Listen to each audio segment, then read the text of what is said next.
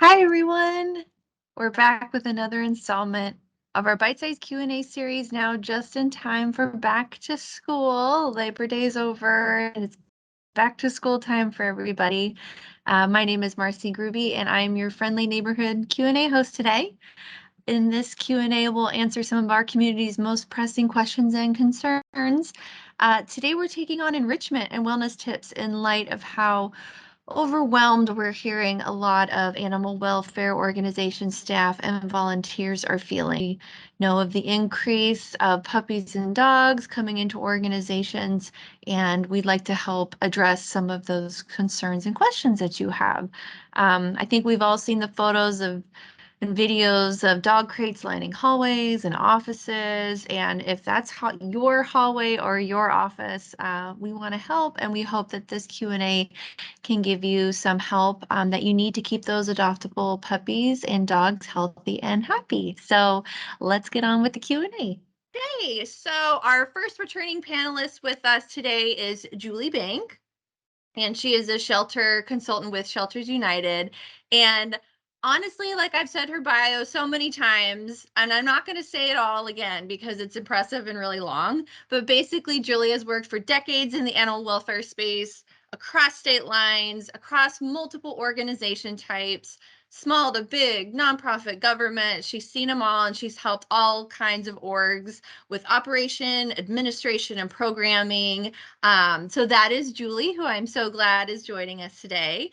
And then our second panelist is Megan Nicely, and she is a Shelters United member consultant. And Megan helps our community by guiding all our organizations and all our members to great savings. She's super knowledgeable about pet products and supplies, and she has the biggest heart for rescue pets and helping organizations save money. So welcome to you both. I'm so excited to have you here today again. This is the second series in our Q&A session.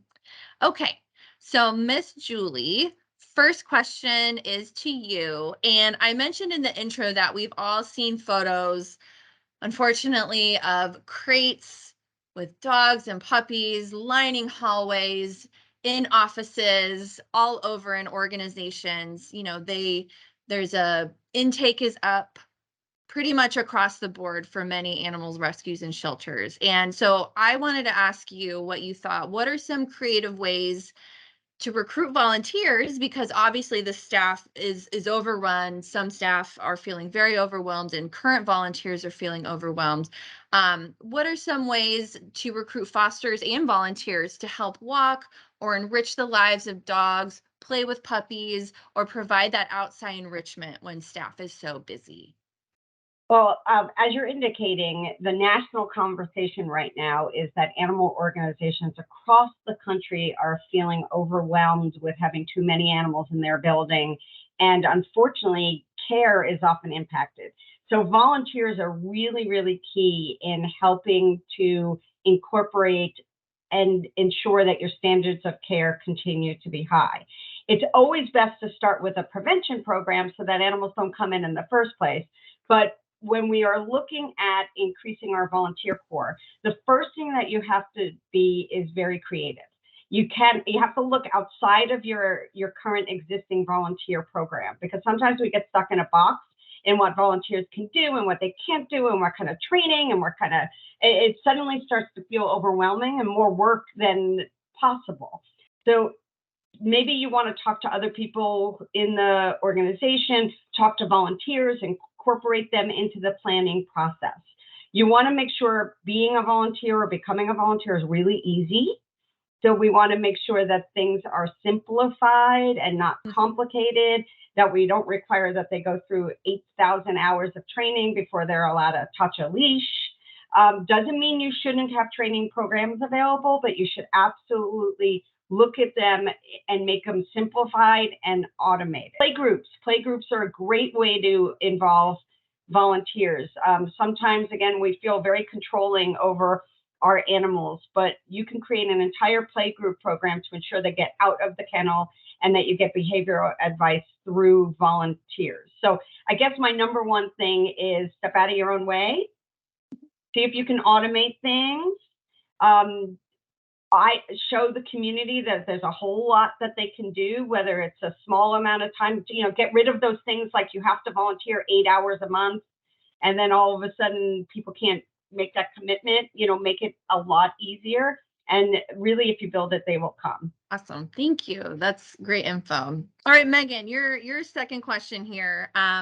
So for groups trying to save, again, it, always comes down to funds and funding and money.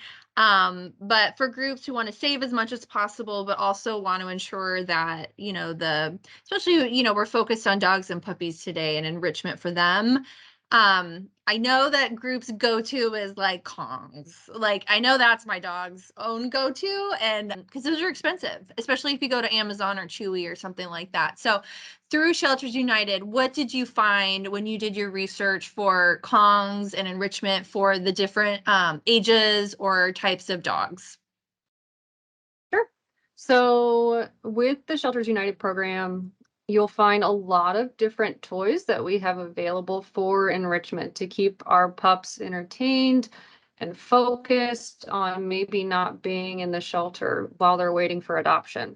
So some of the ones that we found is, of course, for all ages. So we have, of course, our smaller Kongs, which one of them is called the Kong Wubba Toy, which is a really fun name.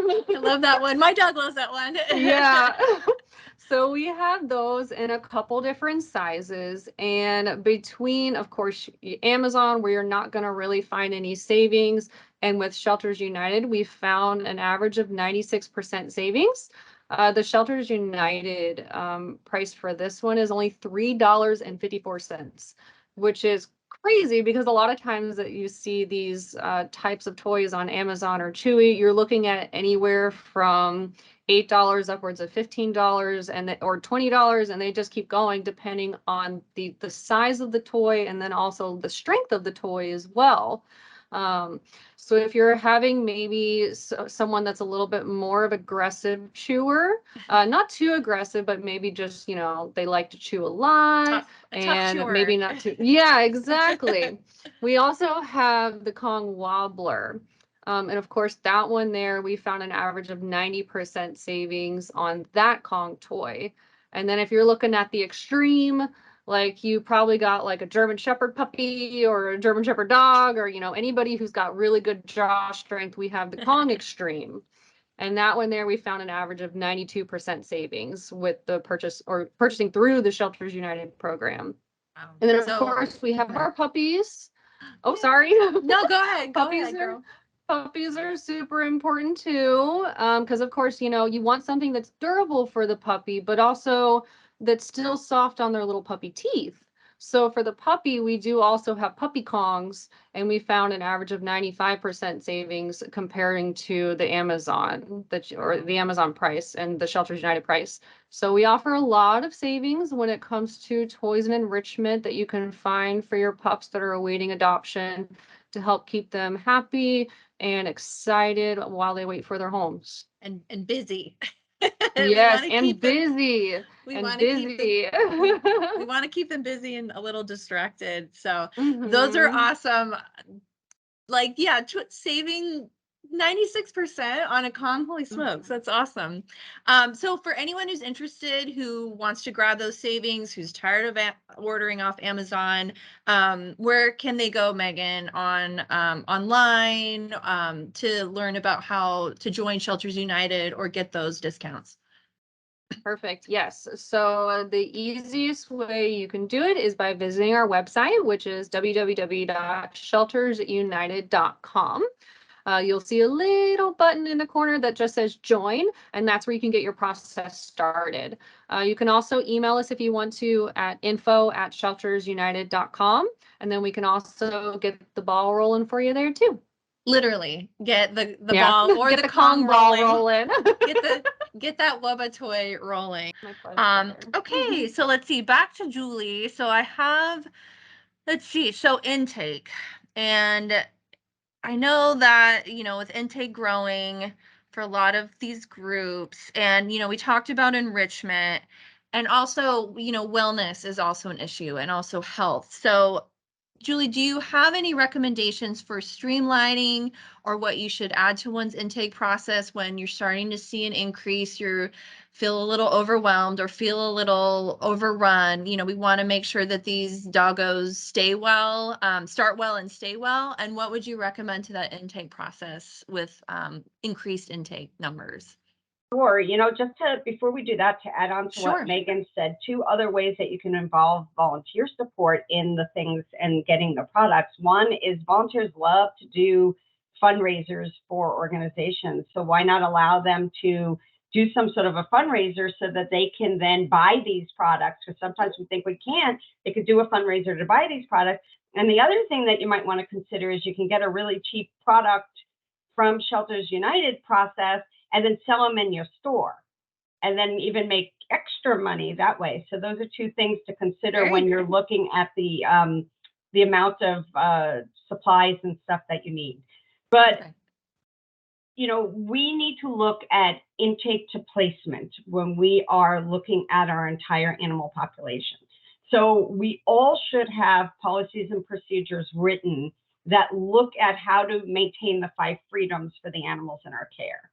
And the 5 freedoms you can look up online, but it's really all about both their physical health and their mental health, and behavioral support. So you always want to make sure that your policies and procedures include an intake exam, that it includes things like vaccinations, deworming, microchip scanning, all of the things that you need to look at from the time they come in, having some sort of a process for their medical needs. And from the minute that they get in the door, having a process and a plan for exercise and behavioral support. It should not be something that's separate. It'd be as important as feeding them, is getting them out of the building. So maybe it means every day you have volunteers that come in and take those Kongs we were talking about, stuff them with peanut butter or stuff them with dog food, and every dog every day gets a Kong. You want to make sure it doesn't go down the drain, which is a big issue with animal shelters, but you can have a process, and that's another great volunteer thing that they can do to be able to keep them mentally healthy. You also need to make sure, we talked the other day about ticks and fleas. You need to make sure that you have a tick and flea protocol. So all of that goes to really the idea that we have to be maintaining their care and maintaining the 5 freedoms. But really, it's also about moving them through your system out as quickly as possible. Thank you. Yeah, good ideas. Especially, I hear the importance of, the behavioral health and how that's just as important as physical health. And it's all tied to one another. It is. Behavioral deteriorating. It's like a mental health issue. Deteriorating behavioral health or mental health, however you want to try, will ultimately result in deteriorating physical health. So you really have to have both as part of your planning. Got it. Okay. And as a last question, I know we kind of touched on, community prevention and keeping animals out of the building in the first place. Or you also discussed ways of getting them out of the building ASAP if they do come into your care. And I wanted to touch a little bit back on that. So can you talk about, how we prevent an overwhelming intake crush in the first place? Is there any kind of community programs that groups can implement? Is there any kind of education programs or education campaigns? What ideas do you have to prevent large amounts of intake numbers? Sure. So that topic is a whole conversation in itself. It is. But there's a couple of things to really look at. First of all, making a commitment to doing this.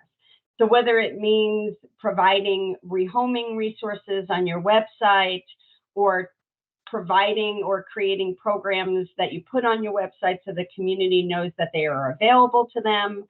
You can buy products and give them out to people in the community. Your animal control officers can have them in their trucks.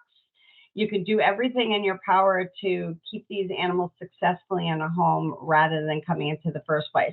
There's a lot of programs focused on finder to adopt, which allows people to keep them in their home rather than bringing them into the shelter, but still finding the original owners. So it's really about the commitment to, we are going to do everything in our power and every type of program that we can to help these animals stay in their home. We're going to advertise it. We're going to communicate it. We're going to educate the community about it. We're going to become the place that people go to for support rather than the place that you just go to bring your animal to. And we're going to completely change our focus and our programming. There is a ton of information online about so many different types of programs, from lost found diversion to managed intake to community-based programs, and I recommend people go online to look at those, or we can give them some more information, I think, on any specific pieces. But I think you make that commitment and your programming starts to change, your communication starts to change. Everybody from your animal control officer to the person who answers the phone is going to have a different type of script, and so it moves from bring them to us to what can we do to help you keep your pet. Got it. So it it's becomes definitely a whole new conversation. Yeah, it becomes more of a support role, and that's interesting when you say that the script and the tone, not just the tone, but how you respond, how your volunteers respond on the phone, or if someone walks in. That's it sounds like it's a mind shift. It's an organizational shift. Yes, it's a total one, and the volunteers can be extremely helpful in that. There were some organizations that have like community ambassador type folks. So the people, they don't come in the building and walk dogs, but they could be the folks in the community that people in those areas go to ask for advice, so that it supports them in a very different way. So go ahead. No, you go ahead. Oh, no, it just prompted me to think, if there's, any kind of other community leadership or communities, I think of, like a church or maybe another type of service organization, like a Seroptimist or a Rotary Club, or, other service-based, who do go out and help people. And it, because, many people consider pets their family, I think of maybe some outreach and some partnership in those groups too would be really beneficial to add support. Yeah, I'll also say, and this is hard for some of us, but to engage those people who are those animal people in the community who are not necessarily our volunteers or our supporters, but you can engage them in a way where they become our supporter. You give them tools, things like a scanner so that they can scan in the community. You give them input and advice, and those people who were originally your naysayer people, you can turn them into being the community people, because the truth is they're already the people in the community doing this stuff. So why not bring them together as a group and assist them with their efforts, which ultimately goes to assist with keeping animals in the family. I love giving them a microchip scanner. That's that's a really great idea. Let them scan rather than having to call the animal control officer to do it. And there you go. Yeah, no, that's great. Oh, those are all such great ideas. Oh, that gets my mind going now too. So thank you so much, Julie and Megan, for your time and for your knowledge. I love talking to you guys. I love our little chats. I can't wait to do another one.